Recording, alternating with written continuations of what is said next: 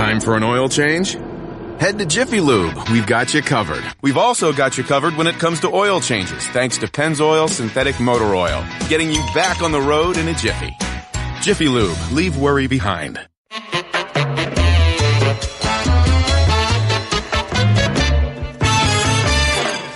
Welcome again to Highly Questionable. This is Stugotz. You can catch us on ESPN Radio every day. He's my co-host. He's also the son my father wishes he had. What do you like best on the show today, Stugotz? I love this Jay Wright stuff, man. Is he the best coach in college basketball the day after he wins his second national championship? That's how we roll on ESPN, and yes, he is. Solid, Papi. Don't spoil it. Oh. The last night's win cement Jay Wright as the best coach in college basketball. This is how we do it at ESPN. The players won a championship. What do? We analyze the adult on the sideline, and we immediately try to figure out his legacy and 2 out of 3 championships with players that we don't think are that good, with a revolutionized basketball, shooting three-pointers, and being that kind of dominant. When we know that Calipari's the one who gets the best players, it's hard to argue against Jay Wright when you know that the players that he's doing it with are more dominant over this tournament than any other players that you saw, and then he's standing at the end and nobody came even close. To answer the question, Dan, the answer is yes. And that's how we do it here at ESPN. He is the best coach in college basketball until the next coach. Right, the next one. Until the next coach. But I will tell you this about Jay Wright. He will not be in college basketball for very long. Because I have him going. He'll stay in the city of Philadelphia. I have him next season going to the 76ers. You think about it, 2 championships in 3 years. That's 1 more than Jim Boeheim. That's 1 more than Tom Izzo. He's got nothing left to prove. That team's on the rise. Sources? I have Jay Wright in Philadelphia next year. Sources? Common sense. Okay, there you go. Yep. Common sense is his source. Yep. Philadelphia? Why Philadelphia? I don't know. Why Philadelphia? Why not, Bobby? Why? He should come here to South Beach. No! Jay Wright, replace Eric Spoelstra. That's right. No, I don't know. Kick Eric the weather is Spoelstra nice, upstairs. he can stay in the beach there, in the sun. He can become a sand lover after the games, good weather all year round, there's no city tax, no state tax, your dollar grows more, why not Miami? He's got good points. There's one problem here, though. I firmly believe this. Pat Riley will not hire a guy that will challenge whether or not Pat Riley is the best-looking guy in South Florida. I mean, that's a good idea. Yeah, probably not. They don't know what to choose from. He's not going to hire Cliff Kingsbury. No way. Should Dante DiVincenzo turn pro after his performance last night? I don't know if that's his name. It's close enough. He scored 31 points off the bench. He made a bunch of threes, and it's become really hard to analyze college basketball because do you know how good Oklahoma's shooter, Trae Young, is? Because he looked really good in college, but I don't know what kind of pro he's going to make. They've changed the game, and so I don't know if this guy's going to actually be a good pro or not. He doesn't look like a good pro, but when he shoots from 3, he looks like a good pro. Keeping this theme going of how we do it here at ESPN, we never heard of Dante DiVincenzo. I don't even know if I'm saying it right, double D, before last night. Now everyone has heard of this guy, and we're talking about whether or not he should go pro. That's right. I'll answer the question. Yes, and he should be a top 5 pick. Okay, there you go. Mm-hmm. Oh, you know who's working the phones right now? Who's that? Oh, LeBron. That's I need a playmaker shooter. that he's been looking for a long time. I said, I gotta get that. I gotta get him, what is his name? The Great Ragu. That's how they call him, the Great Ragu. Yeah, that's Vincenzo. Right. That's right. Okay, I thought my father was making an inappropriate joke there until they said, no, that's his actual Ragu, nickname, the Big Ragu. All right, very good. Are expectations now too high for Tiger Woods?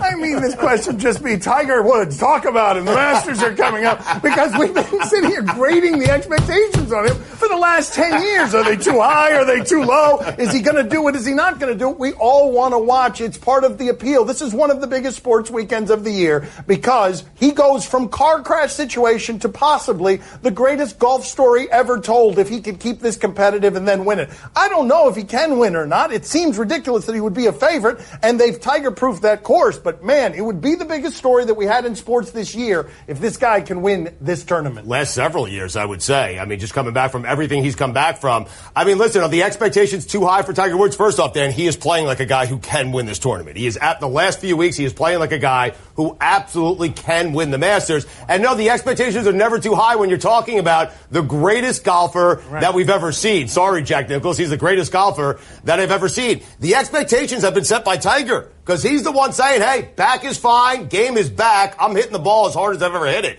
So he's setting those expectations, therefore not too high. His apology to Jack Nicklaus, totally insincere. When he said sorry, Jack Nicklaus, he wasn't sorry at all. Not even certain why he threw it in there. I don't know why he did that. Weird. Is Jim Mora helping or hurting Josh Rosen? Josh Rosen is a good quarterback. I saw him when he was young, and I said to myself, I've seen very few young quarterbacks who are that good. Jim Mora did no winning with Josh Rosen whatsoever and has now gone on the interview circuit and is being critical of his former college player. Is it benign criticism? Largely, but it's also weird. It's not something you usually see. Jim Mora is so interested in honesty that he keeps taking out Josh Rosen in a way that doesn't seem at all helpful. Yeah, it's weird. I don't know what Jim Mora is doing except annoying people. He's annoying me. I mean, listen, Josh Rosen went to play for free, we think, for Jim Mora at UCLA. No, he played there, Dan, for free, okay? Blood, sweat, tears, all that stuff. And because Jim Mora is not a good enough coach, Jim Mora couldn't do any sort of winning with Josh Rosen. So what is he doing now? I don't care what the intentions are. The only thing Jim Mora should be doing is propping up Josh Rosen before the biggest day of his professional career. That is it. I am tired of Jim Mora. I am done with Jim Mora. No Mora! Okay, no Mora. Blood, sweat, and tears, and a hot tub. And a hot tub in the dorm room. That was one of the things he had as well. So you're telling me that Jim Mora is the son of a coach, but he wasn't as good as his father was? That's right. Yeah. Well, I have seen that before. That's a me joke. That was a me joke. It wasn't well delivered. It was kind of clunky, but you got it. And Stugotz laughed, so I lose again. I still don't get it, though. Coming up next on my son's TV show, the Griffin brothers. Who was the bad one? Did either of you dabble in bad behavior? You want to take this one? My son's TV show is brought to you by Cricket Wireless. Smile, you're on Cricket. Next, you're holding up the line, ma'am. What did you say? You're next in line for the water slide, ma'am. Feet forward and enjoy the ride. Okay, dearie, this does look fun. Whee! You melted me. I've melted. The Wicked Witch of the West on a water slide? Surprising. What's not surprising? How much you could save by switching to Geico. See what you've done. Oh! Geico. 15 minutes could save you 15% or more. Highly questionable is broadcast from the Clevelander Hotel on beautiful South Beach, Miami.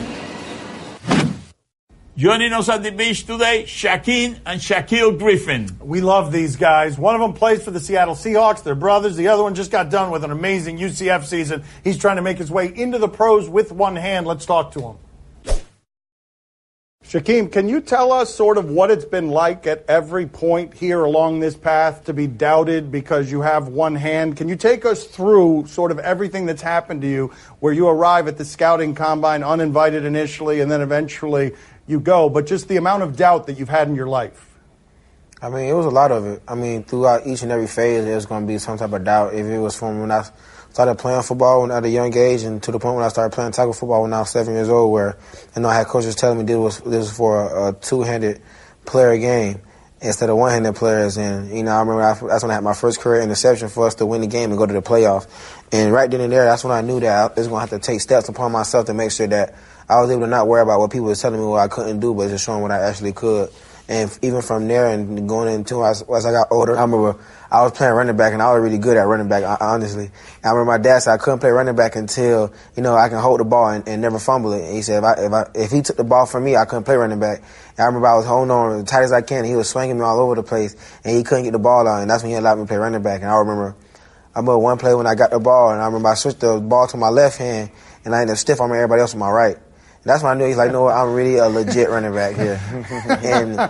And I played running back for years after, like all the way until high school, actually.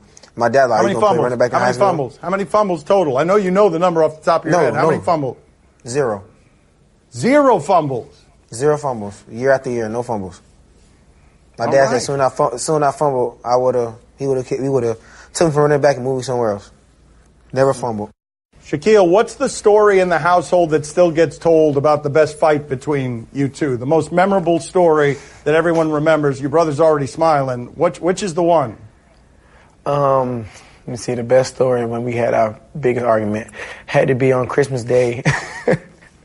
Had to be on Christmas Day, and was in my oldest brother's room, and actually he took one of the toys that was mine actually, and I asked for it back, and for some reason he just didn't want to give it back. So I snatched it out of his hand, and I punched him on top of his forehead, and I took off running. And when I got through the hallway to the couch, for some reason Santa told me to ball up onto the couch so he can't hit me or get the toy back.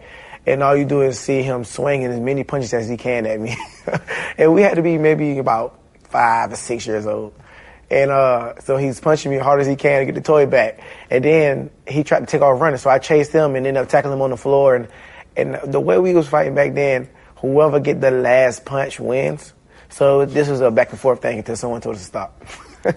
So wait, last punch wins before what? Before parents, before everything goes to chaos and the authority comes home? It's crazy because we'll be chasing each other and throwing blows at each other for a long time. I think my mom and dad be watching at first because literally we run all over the house just hitting each other, and then whoever get last punch at the end, that's when my mom and dad grab us and break it up.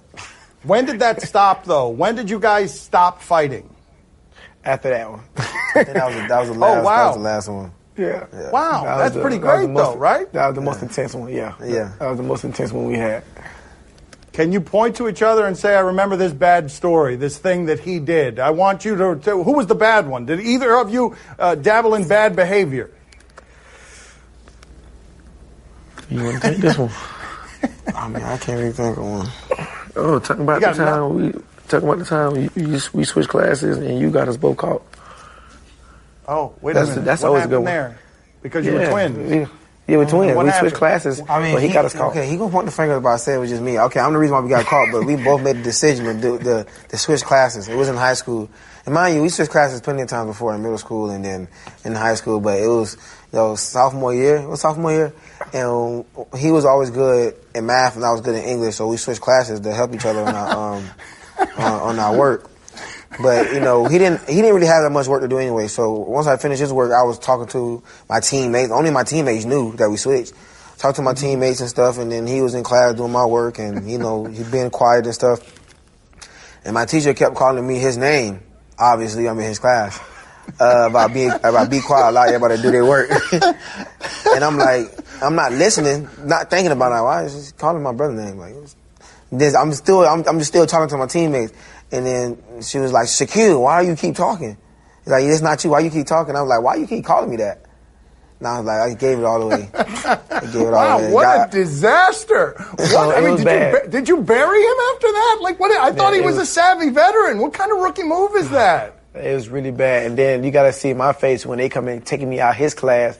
I'm doing everything correct. I'm quiet. I'm getting the work done. And I get pulled out of the class and, finally got called. And I see him in the office just looking crazy, and then when mom got there, oh, man.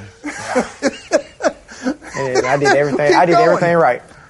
Keep going. And then mom got there. And what? She got there and she came in. She just gave us this look, and I just knew it was over after that. And, that's one of the times where you're kind of scared to go home. But you have no choice. You got no choice but to go home, so you try to figure out a way to stay around because you just scared to go home. And she didn't even say much. She just gave us that look. But actually, when we got home, she gave us a chance to kind of explain ourselves. And he got. What do you mean explain yourself? You guys were cheating because the other one was better at other things. Like, what do you mean explain yourself? Yeah, but she understood. She took it as I'm glad you guys are looking out for each other, and you're trying to help each other out. So we got some leeway, but he still got in trouble for actually being bad in class. Okay, so I was hold on a second. Hold on a second. For how many years were you two getting away with this scam that you just revealed now? Like, how many classes were you taking for each other? So it was like 6 maybe. Soon was able to start switching. Yeah, we started switching maybe in the 7th grade. Maybe in the 7th. Oh yeah, 7th to the 10th grade. Papi, you got anything for the Griffin brothers? Oh yeah, this is a tough one now. He's throwing you softballs all the way through the interview. All right, what do you got for him? Who is your parents' favorite son? Oh, who's the favorite? Oh, you shocked him. Look at that. Look at that. Who's the favorite son? You know, I feel like they disperse their love out pretty evenly. You know, they do it very well. You know, I think they love the baby. Let's be honest. I think they love the youngest one more. It's not a lot, but I know if it's 1% in there, I probably got it. It's funny that you say that because if he ever get in trouble and I didn't, he was like, y'all always treat Shaquille differently. So it's kind of funny that he would say that, and he's the one complaining about them treating me differently, or it's unfair that I get special treatment. We didn't mean to start a fight. I'm sorry my father's such an idiot. I'm sorry. We're going to get in the car and start arguing. 5 years old. We'll debate about this in the car. My favorite son is his brother. All right, that's my favorite son. All right, see you guys later. Oh, man, everybody, the joke's of mine. All right, everybody, see you guys later. Thank you for being on with us. Gracias. We had a pleasure. Appreciate that. What a my father is. It's a normal day. You're rushing out the door to get to work on time when suddenly, there it is, the dreaded service light. So what is it this time? Tire pressure, low coolant, time for an oil change? When it comes to service lights, head to Jiffy Lube. We've got you covered. Drive in today and make the switch to Pennzoil. Ask for Pennzoil Synthetics, getting you back on the road in a jiffy. Jiffy Lube, leave worry behind. My son's TV show is brought to you by Dunkin' Donuts. America runs on Dunkin'. Time to play the game that is ready for some sizzling hot takes. Do you question? You give us topics and events, we question them. Do you question if this offender should be forgiven? Semi-pro English soccer, where forgiveness is hard to come by, because we all know this about semi-pro English soccer. When you do something bad, vengeance is going to come, no forgiveness. What do we have here? We all know this.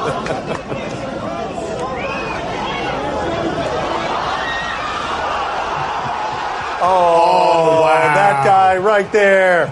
There he is. You never quit on the play. Look at your goaltender. Look at that guy.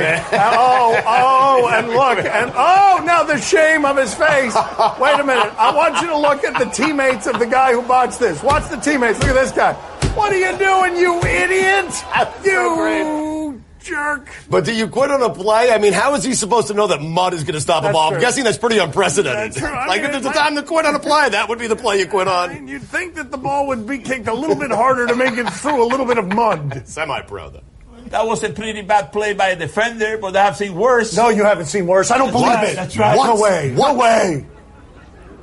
Is this worse? Riesgo. A ver. He's trying to pass it back to the goalie, and there we go. And it's the greatest goal ever made. Yes, if it had gone the other way, that would have been a great goal. But at that distance, that's terrible. That's an own goal. Yeah. Mora, ¿usted me lo puede explicar? And once again, my father is right. He had a video that made our video worse than his. That goalie's got to stay at home. That's right. That's right. Time to play the game that can't wait to spend 5 days away from Dan. See? Oh, no. You tell us what to watch on television. We'll tell you if we're intrigued. On Fox Sports Arizona, Dodgers and Diamondbacks. Stugotz was very mad at the Dodgers-Diamondbacks game last night. 3:30 in the morning it went till 15 innings. Yasiel Puig did amazing things. They lost. The Dodgers lost. But where is Yasiel Puig doing amazing things? Here in the 14th? Puig backing up. He's on the track.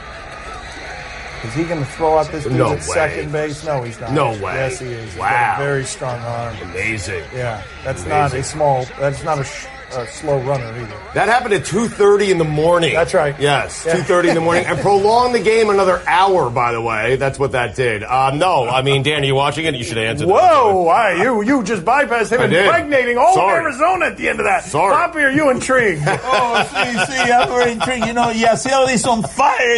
That kind of a play, all the way from deep right field right onto the second base back. He got that runner call out in second base, and then that move that he made. The whole package, buddy. Yasiel Puig. Well, he did almost show you his whole package. He almost did. Hey. Don't think my father gets it. I got this. Streaming this Friday on Amazon, All or Nothing, the Michigan Wolverines. I mean, they haven't been very good. They've been mostly nothing. But let's see if Jim Harbaugh will give us his all. Put the all in All or Nothing here. The Michigan experience changes you. He said, Coach, what kind of team we're going to have this year. He said, Jimmy, when you guys come back 15, 20 years from now, and we know what kind of men you are, what kind of husbands you become, what kind of fathers you are, then we'll know how good this football team is. Be tougher. Be nasty. Be mean. It's the dark side, I get it. I see some of you looking at me like, you got problems, man. All we ask is everything you got. Faith, family, football. Let's get this win!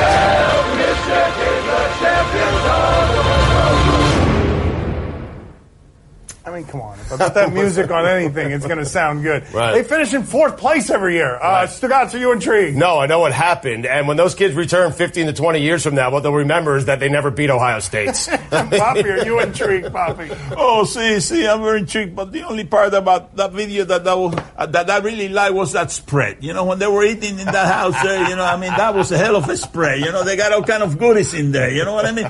Was that Harbaugh spread? I didn't see a spread. Did you guys see a spread? Oh, yeah. Harbaugh had a Hold on. That's right. Let's replay all of that video and marvel at my father only seeing the spread. It was a spread. I got your back, Bobby. He said, Jimmy, when you guys come back 15, 20 years from now.